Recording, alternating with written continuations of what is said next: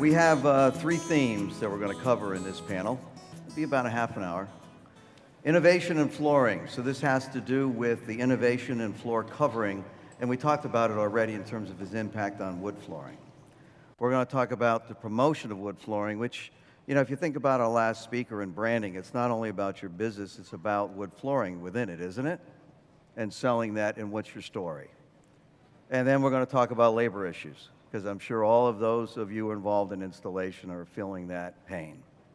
So I'm going to start. Oh, and by the way, I really appreciate you sending in questions. We had some questions come in, and we hope that the way we've tried to make these questions, they're going to answer what it is you asked us to discuss. Some were a little too specific we couldn't get to. So let's start with promotion, or innovation rather. And I'm going to ask Isabelle to start first, so we can hear what it's like in the European wood market. Isabelle? Yeah. Thank you, Bruce. So just to give you a picture of what is going on in Europe as regard the consumption, and I will ask you to focus on the red line. You see that we top in 2007 above 110 million square meters of consumption of parquet in Europe, but now we are down to 80 million square meters. Obviously, we had the crisis. We had the crisis impact on the construction sector, new buildings, renovation. But then it started also to have this harsh competition from the laminates, and now it is LVT. So we have also, you can see that we cannot really come back to this level of 2007, but we are stagnating, and we have a constant market share of 5%. It's less than in the US, but you have already mentioned different reasons, and the rate is different between North and South of Europe, of course. But we are not gaining anything, which is quite paradoxical if you compare to the studies we have made on the consumer's perception several times on the last 20 years, is that everybody wants parquet. It's the same that NWFA get as conclusions from its own study. Everybody wants parquet, so why are we staying at a 5% market share and not progressing on that? Why there is still a demand, but we have this competition of wood look, I would say, because you have LVT, of course, but we are talking about wood look LVT also. So we have really to, I think that we have to improve some part of the product, but first and foremost, communicate better, because more and more we have LVT product, for instance, they can sell a story saying that they are greener than us. But we have the good story. We are the good product. We are the original one. We are bringing nature to the consumer's house. But we are still at this 5%. So yes, innovation, but also promotion. I think the perception of the real qualities of the parquet are really of an utmost importance. So I think we just heard, and I'm going to move on in a moment to Drew, so we can have the U.S. perspective, and then we'll go around, is that the problem is more or less the same in Europe. It's stabilizing. LVT is an issue. It is all about telling the story, and I get a big kick out of that the plastic flooring is greener than wood. That's an interesting story, isn't it? So, Drew, why don't you give us the U.S. perspective? Start us off. Well, I think you know we were talking first about how we see demand and how it's slowing a little bit, and I think the first thing I do, and Tommy Maxwell, you can correct me, but you know, if we go back a little history in the 60s, we saw wood flooring, especially like where Chris lives, you know, 90% market share. And then came wall-to-wall carpet, and the rest is history. And believe it or not, in the late 70s, wood flooring got down to 2% of the market. So obviously a big change in what happened in wood flooring. Same thing happened in vinyl. You know, we were upwards of 13, 14% market share, down to 9, now back, as we saw here, I think to 18% market share.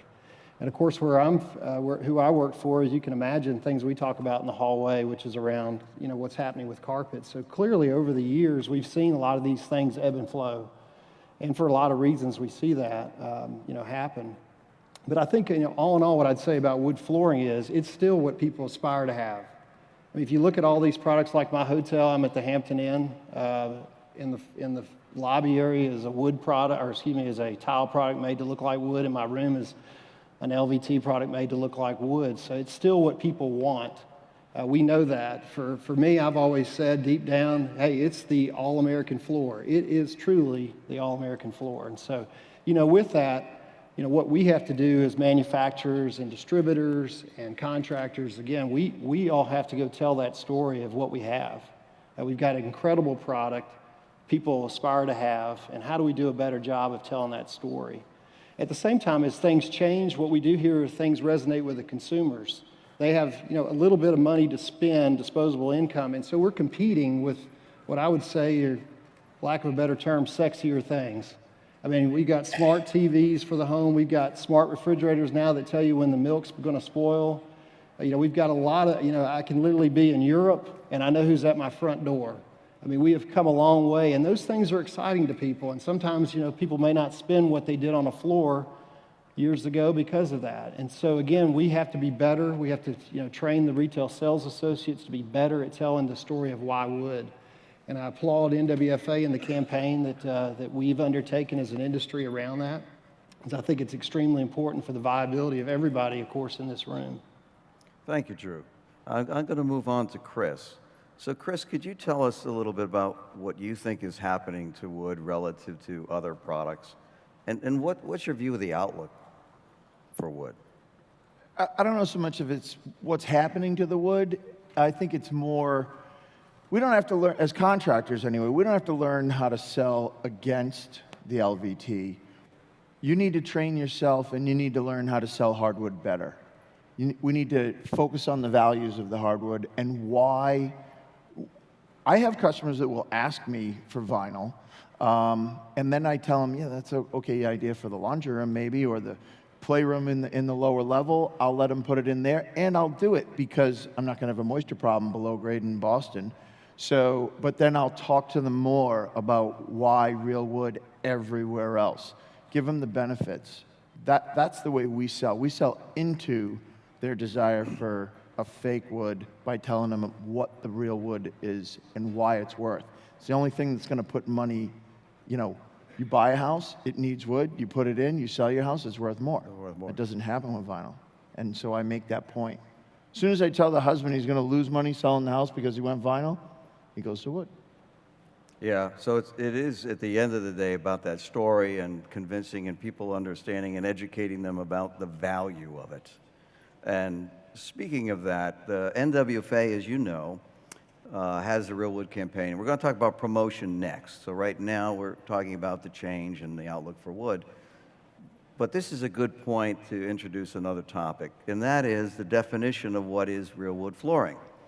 So the NWFA, starting last year, before the campaign to promote, had to define what it was.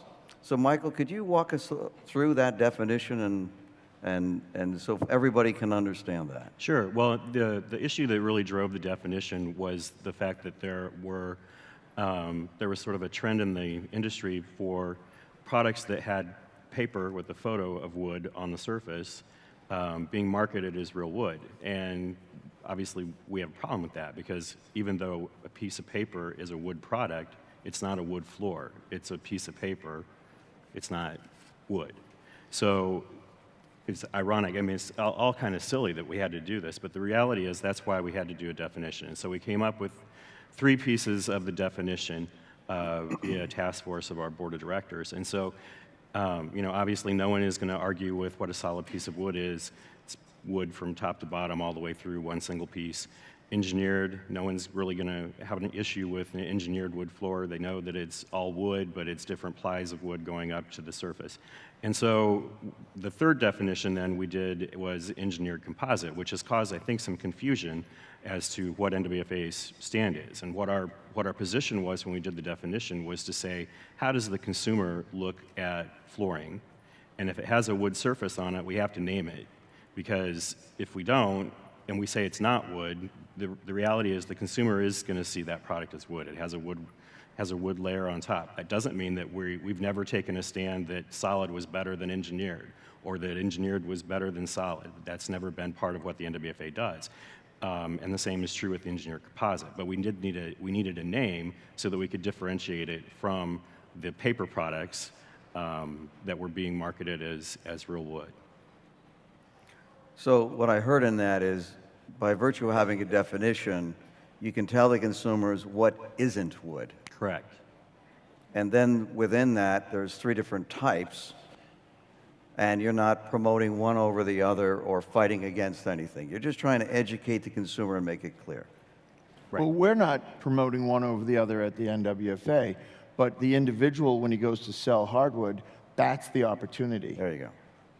So it's up to the individual then, based on what their business is, they're going to promote one over the other or 2 or whatever their categories are, Well, I'm going to sell... including manufacturers for that matter. Yeah, but I'm going to sell longevity. And longevity means, and then I'm going to get into it with the client, this is why this wear layer is so important. This is why over here it's solid. A solid 3/4 strip has 5.0 millimeter wear layer typically. You know, you get your 3 and your 4 millimeter wear layer on a engineered. I'm going to sell into that and show them why the floor is going to last longer. So the third category is rarely going to come into play in my showroom. In your showroom, yeah. So that kind of brings us to the topic of promotion. So we've gone through the definition, the reality of what we're facing, and now it's about what do we do about it? What about the story? So what can we do? And to start this one off, I'd like to start with Isabelle again, because I think it's interesting to see what they're doing.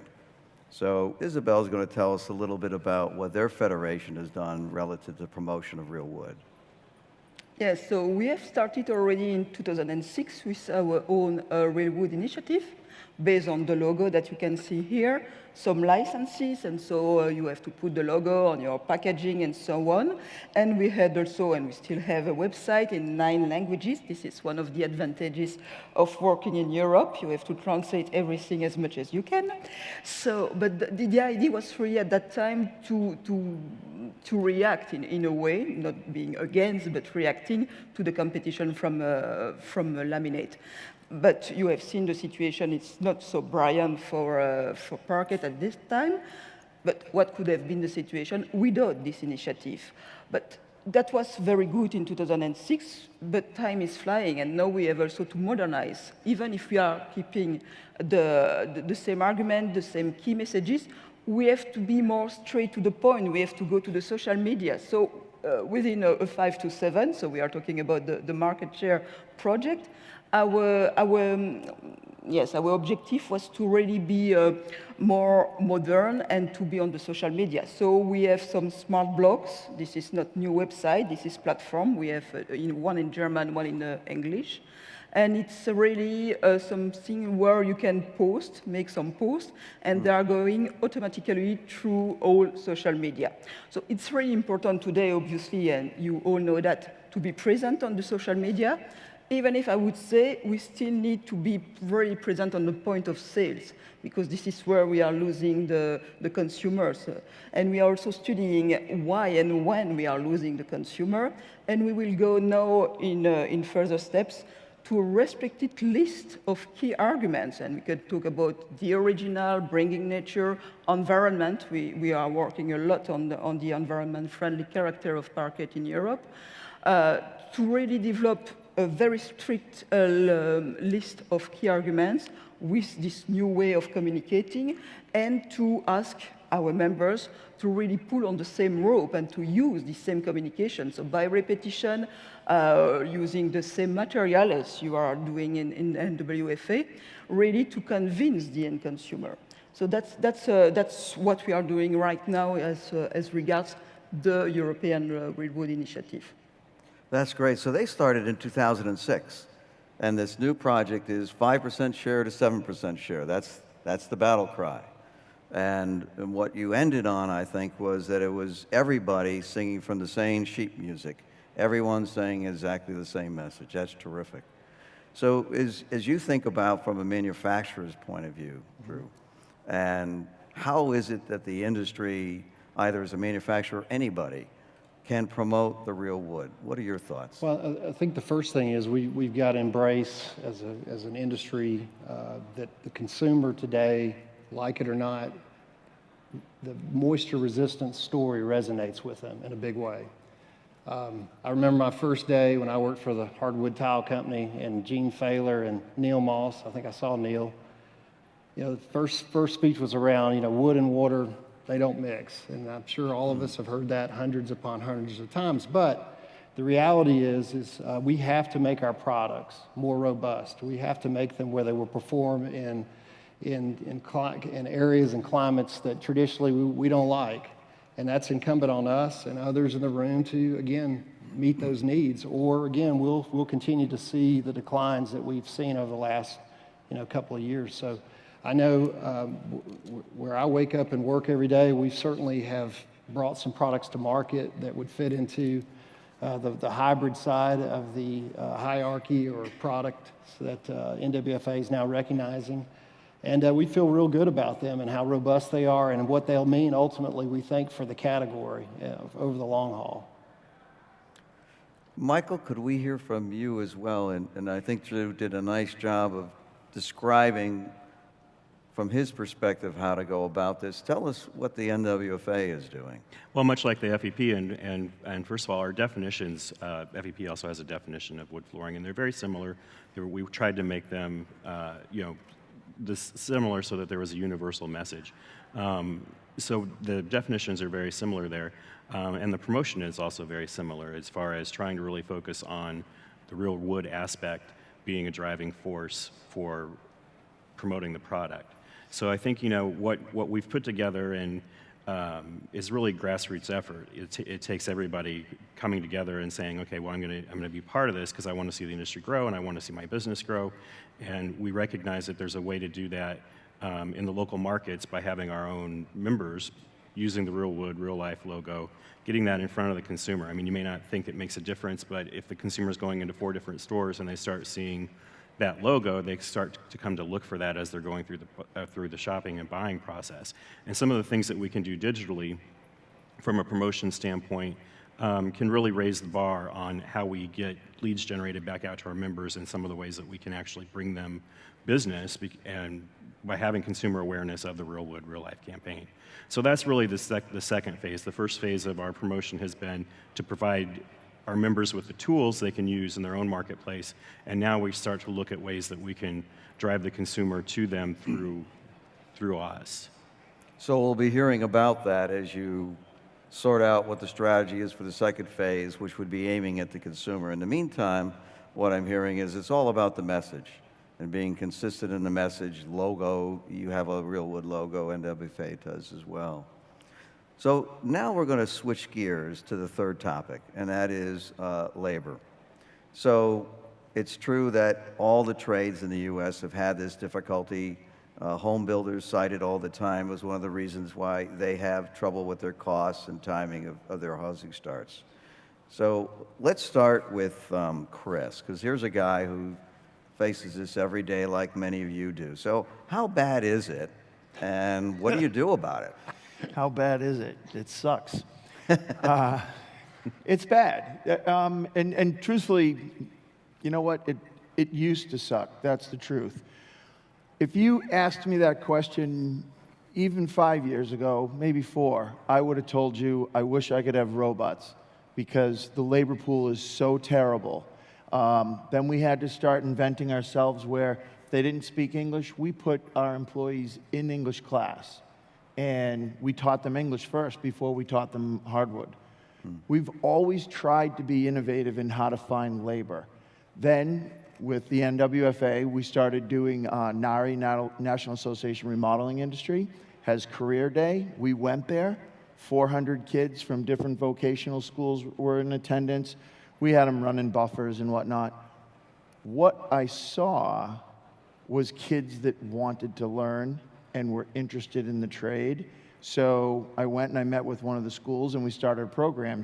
Juniors and seniors at Blue Hills Regional Tech, they'll go to school for a week and then they'll work with C&R Flooring for a week. Then they go back to school for a week, then they come to us for a week. At the end of the school year, the ones that were good, we give them a job. The ones that were bad, we give them a card. Good luck. Some of them go on to college, some of them don't. But so out of that, while all that was happening and we were starting to feel good about finding labor, Brett Miller, Stephanie Owen introduced what Michael talked about today, which is the Apprenticeship Program. This I'm excited. Yeah. Because it's going to work. What's going to happen there is now people are going to want to come to us for a job. Or more accurately, not just a job, an opportunity, a career, a degree, a path of learning. And learning a craft. I've been in the hardwood business for 31 years. My wife's here, she's happy, right? Sometimes. It works, is my point. By the way, if you didn't see her, she said yes. It works, and so we're She going to didn't use... say she had a picture of you in her foyer, though. She said she had a picture of your girls, but I didn't hear you. Maybe I was taking the picture. Oh, okay. No. The truth is, this is going to be a career path. It's going to be a game changer for our industry, and we are going to have access to labor now. And I know the tidbits aren't out yet, but I've been in the board meetings around this, so I'm going to tell you one of the cool tidbits as an owner.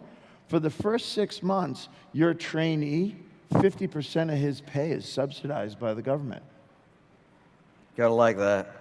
I mean, this is good. So that makes me want to train more because they're going to help me train them. Yeah. And if they're no good, we'll give them a card. So, now that's what we're going to do. We're going to embrace the apprenticeship program for labor. I think it will be a game changer. And I'm not big on, the stereotypical words, Right. but game changer it fits. And earlier we were talking about this with Chris, and he used the words growing your own.